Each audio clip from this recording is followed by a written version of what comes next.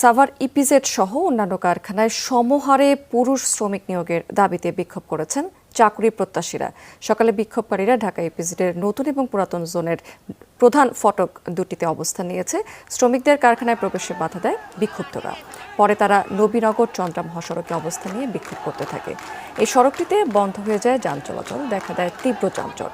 এমন খবর শিল্পাঞ্চলে ছড়িয়ে পড়লে জিরানী, কবিরপুর, বারুইপাড়া, চক্রবর্তী সহ বেশ কয়েকটি এলাকার অধিকাংশ কারখানা ছুটি ঘোষণা করে।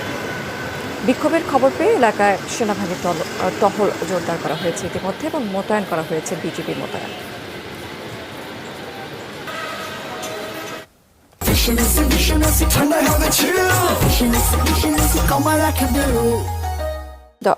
দর্শক, এই বিষয়ে আরো বিস্তারিত তথ্য জানাতে এই মুহূর্তে আমার সাথে যুক্ত হচ্ছেন সহকর্মী মাহফুজ নিপু।